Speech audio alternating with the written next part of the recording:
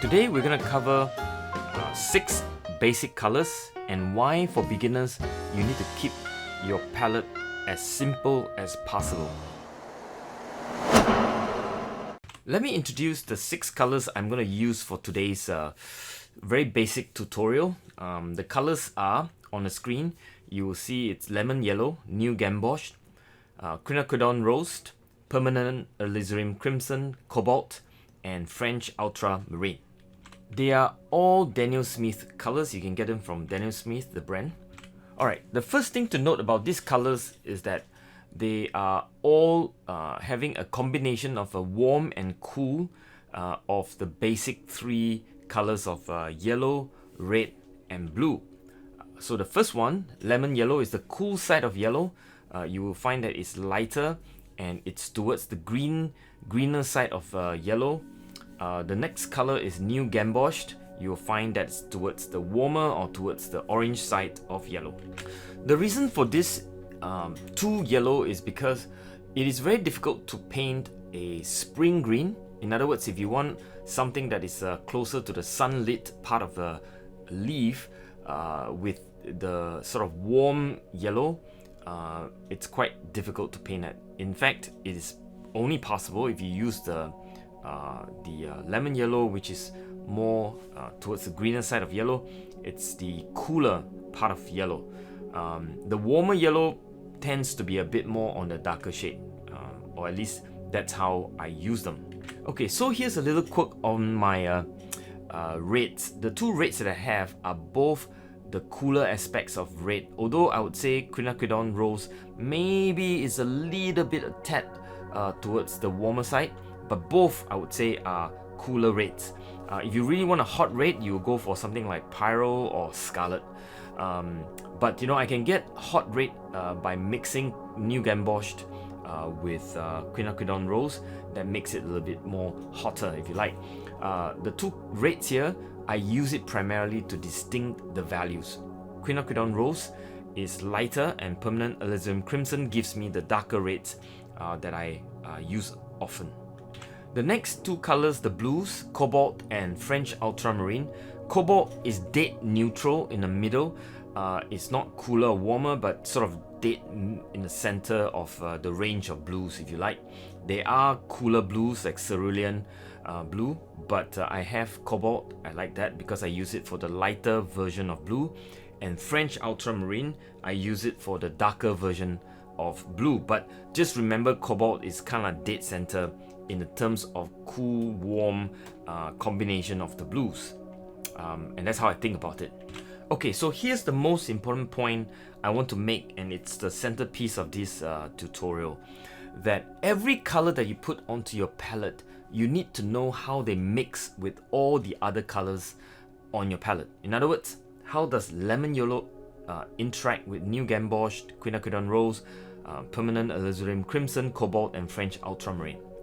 Now, every color that you put on your palette, you really need to know it well, know it deeply, because you're going to use it in combination. Usually, bare minimum is another colors that you mix it with. So a swatch like this, where you mix the 2 colors when they intersect, it's important for you to know how or what the color that you will get out of it.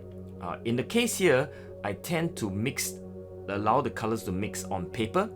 I personally think it's okay to have the color mix on paper. There's nothing wrong with that. You can of course mix the color on your palette and then transfer it to paper. It will be a lot more even. It will be distinct. You can see the distinct tones of the 2 colors. The way I mix them, allowing paper on paper mixing, you will kind of see the original pigment if you like, and there's a certain character to that. There's no right and wrong, it's just what you're trying to achieve. So here's the thing, it is exponential in number every time you introduce a new color to your palette. When you have 6 color and you add a 7th, you need to know the 7th color and how it interact with the original 6th. And therefore, it takes a while for you to introduce a single color, a single new color to your palette, because you need to know how to interact with all your old colors that you already have on your right? Imagine you have 10 colors, you introduce the 11th, you need to know how the 11 interact with all 10.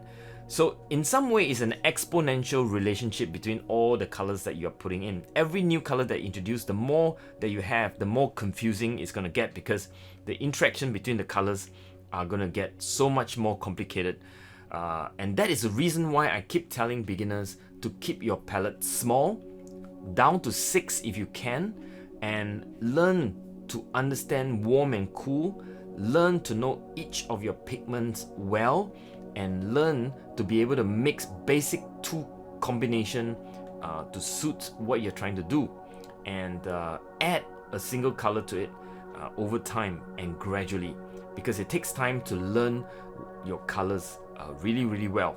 When I see beginners out at the candy store, no, I mean art store, I see them buying, truckloads of colors of different brands, and then they throw them all onto the palette, which has like 46 or 50 wells, and before long, the only thing they remember is the hue, which is color, right? But the behavior of the pigments and how they interact with other pigments is completely lost to them, and they just never get to know their color well.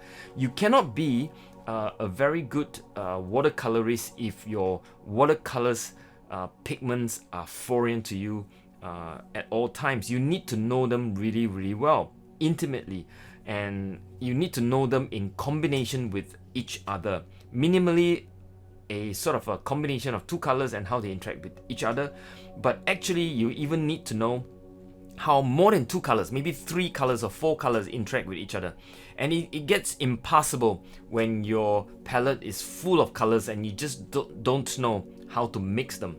And when you look at certain situations out there, like sunlit trees, or you're confused as to which color you're gonna throw in, because you only think of hue, but you're not thinking of combination of color. And that's just so sad, because that's not the way to advance with your watercolor knowledge. So as you can see that I'm kind of finishing up with this palette swatched.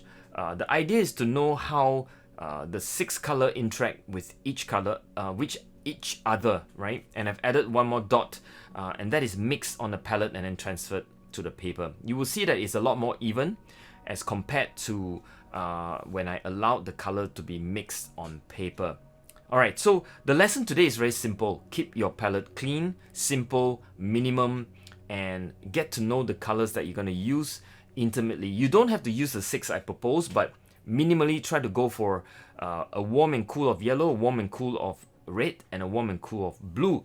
That gives you a very balanced color. Daniel Smith has a fantastic set of basic 6. You can check that out, Google it, and you'll find the 6 color that they recommend. But this is my 6 color, and I use it often.